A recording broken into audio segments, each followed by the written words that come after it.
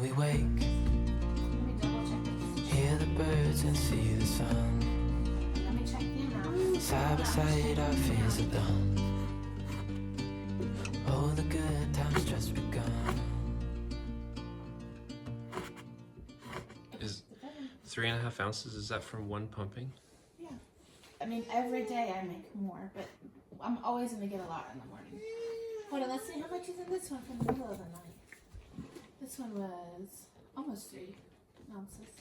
That's 90, almost 90 milliliters. Yeah, I know. Last time, those first couple of days I got like half a milliliter. But we put it in a syringe and we send it up to the babies. Yeah.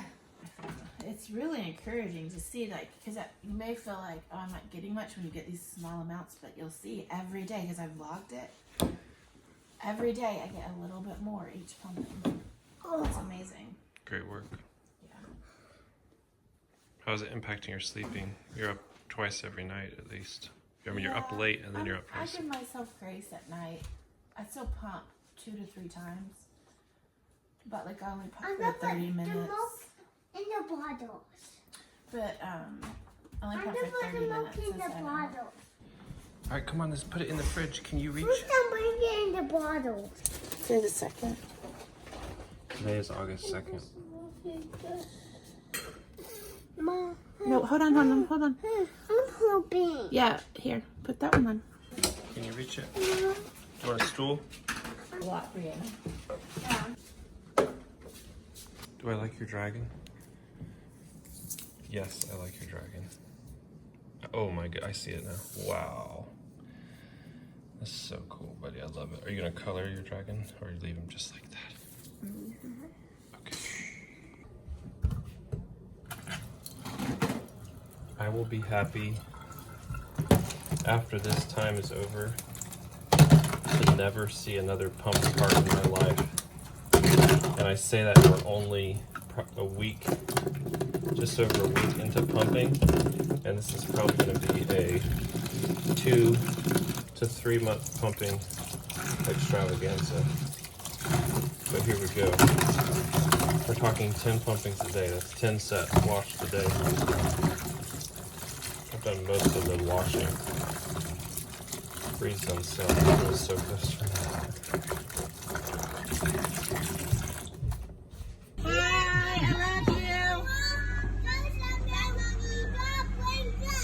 Okay, love you so much. I wish we could bring you. Love you. Bye-bye. Oh, those kids. So much love. Here we are, going to the hospital. We filmed last night when we got home from the hospital. But then we stopped filming because we just kind of shut it down and just had family time and just hung out. It was definitely hard on them, and they told us kind of each in their own way. Well, I think what it was, and I expected this, I'm glad. I feel like God gave me a lot of wisdom coming home, knowing that their person that they fall apart with was gone for a very long time. Do you love my beautiful jewelry? My kids made a list for me. Their person had been gone, especially my daughter's person had been gone for so long, and I totally expected everything to be the way it was. They were actually awesome and gentle and sweet, but each one in their own way had a moment where they needed me to just cry to me, and that happened. And actually, I'm really glad it happened because they needed to do that, and I knew that. I'd known that for a long time. And it was actually the thing that was killing me about being in the hospital, is that I knew that each of my kids needed their mama. Not just to take care of them. Anyone can feed them, but they needed their mama to hold them while they talked about their fears and while they cried. Not that they can't do that with Arthur, but they do that with me more. So I'm actually really happy it happened. And I'm actually really glad that my girls got all that out. And I'm actually really thankful that God gave me wisdom on how to love them well last night. So we're headed to the hospital. I did call the nurse this morning, and she had quite a little flurry with her baby boy. And I'm just trying to tell myself over and over, and tell Me. Little boy has had more challenge with his breathing from day 2. Day 1 he was better, and then day 2 he's been a little behind her. So they had to check some breathing labs on him and escalate just to the next step up of breathing support, which is called CPAP, which is I guess it's an intermittent pressure with a rate. It's not a ventilator, but it's one step towards a ventilator, but it's not intubated. Anyway, to me, it's just like, just keep telling myself, like, this is gonna be a roller coaster. There's no NICU stay for babies this early, at least. That's not a roller coaster. It's all up and down. It's all up and down. And we just gotta ride it out and know that, like, it's a normal course for things to get better and worse. Not that we're not, like, worried, wanting things to only get better, but it's just... Well, it makes you feel better to say that too. It makes me feel better to say it? Yeah. To know, like, this is not abnormal. This is totally what the doctors have prepared us for and they expect to see. Yes. You know what I'm saying? It's not one of those situations where we're getting the 4 a.m. phone call that you talked about. No, they would have called us on this if I hadn't called her soon. She's still, like, dealing with the tail ends of it. Right. Still has some more follow-up labs to draw after he's been on that one to make sure he's all caught up. I'll send him some. It's like every time we walked up to the NICU when we were in the hospital, it was kind of scary, and it's even more so right now. It's just like it's anxiety that's like what's going to be happening. Excuse me. Okay. Well, I feel anxious, but I also feel excited because it took us like 3 hours to get here because we had to go back to the house because I forgot something, and then we had to go run errands, and I just want to be with my babies. Diapers. But honestly, I feel a little bit better because I've comforted my big kids and connected with them. I honestly feel freer to be here. Yep. It's all a mixed bag, y'all. It's like every emotion you can feel. Yep. Every second of the day. Here we are. The roller coaster of babies. There's too much news to even share all at once. It's all a bunch of technical stuff, but long story short, up and down, holding some feedings, on higher respiratory support. It's just a bunch of, it's like a whirlwind. I could tell you every detail. It's not that I don't know it. It's just, this is the NICU roller coaster ride. It's hard.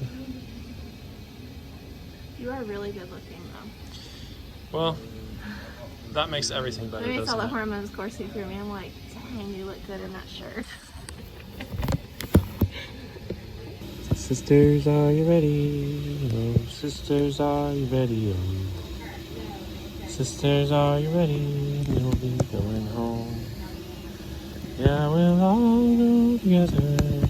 We'll all go together to see the Lord Jesus walking on the clouds with a rainbow around his shoulder.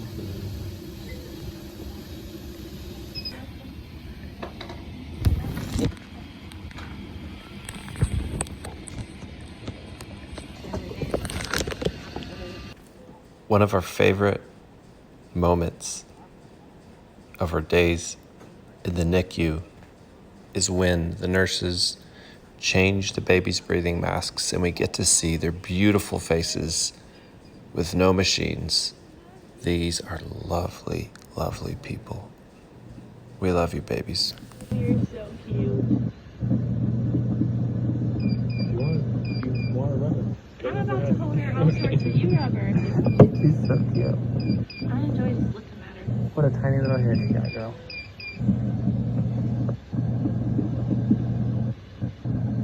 I like touching her and all that, but it's kind of stressful, so I kind of like just I know. I just can't wait. So. You got her, right? Uh-huh. Do you have me in my mirror? Yeah.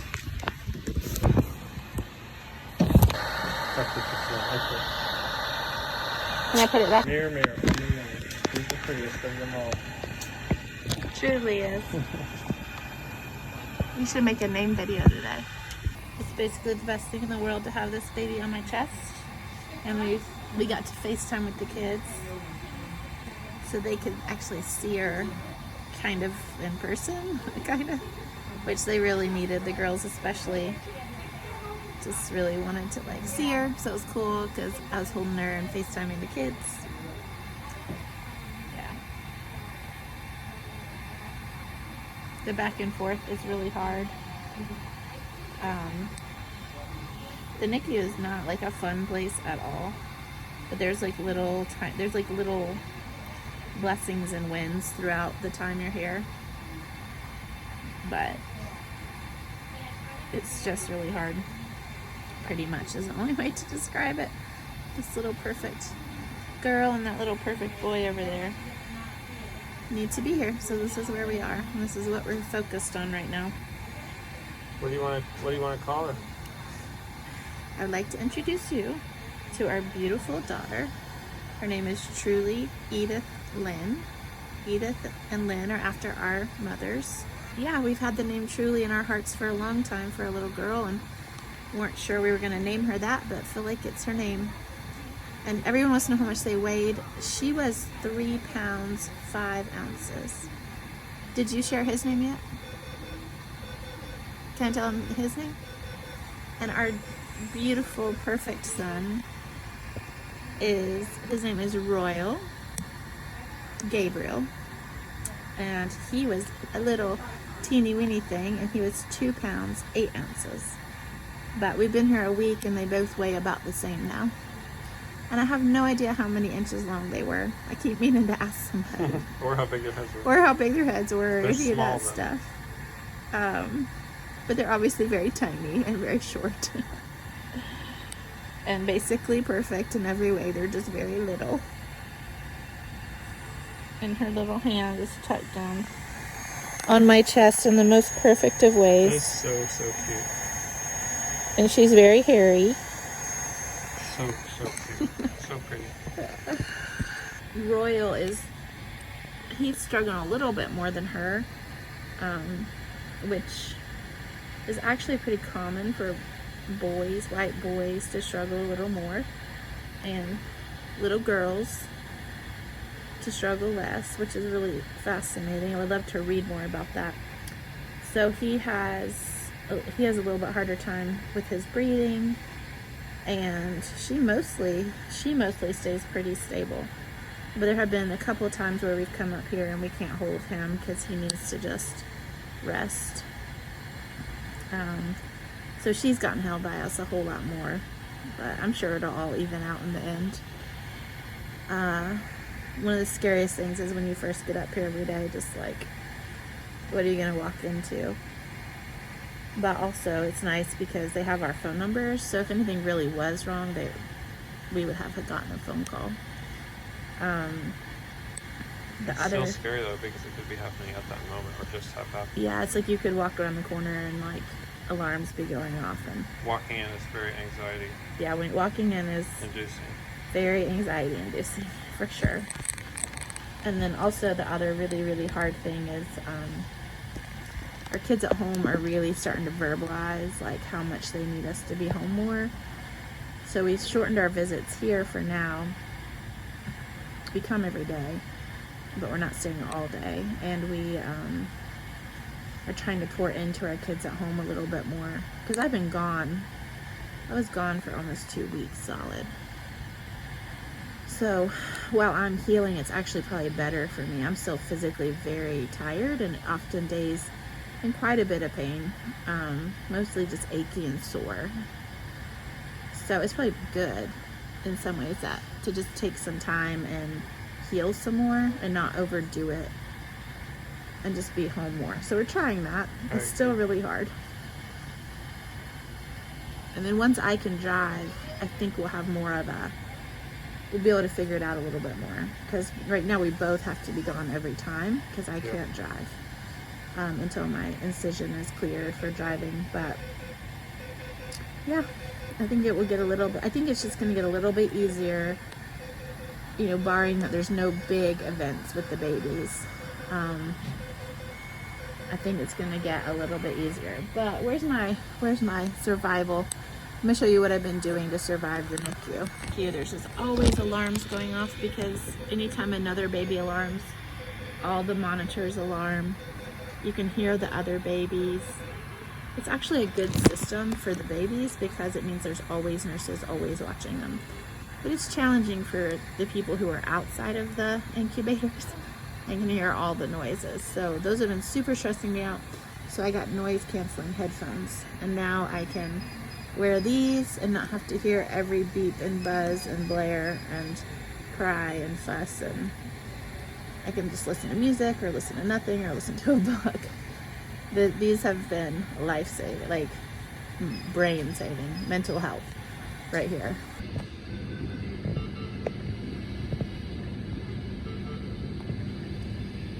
Mr. Royal had to get a little procedure today, trying to get a line, a new IV line, and so we're just letting him chill out.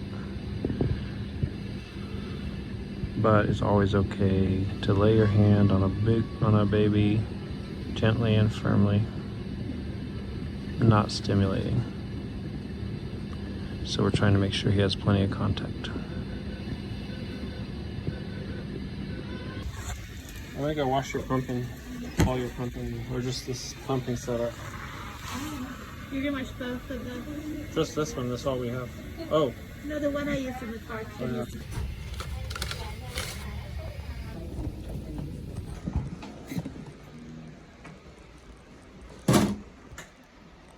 Pump cleaning duty.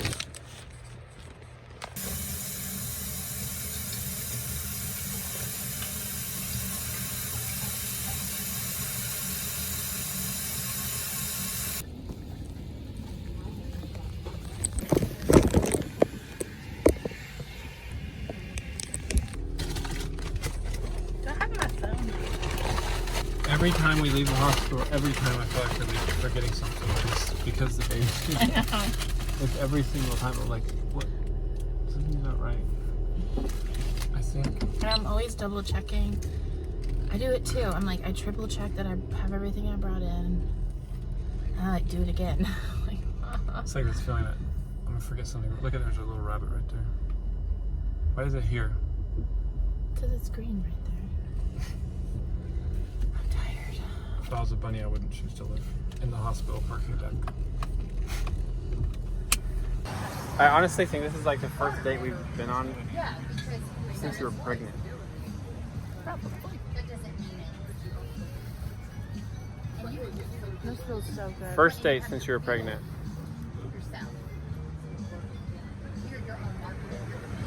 We were leaving the hospital and I was just like, I need to go do something other than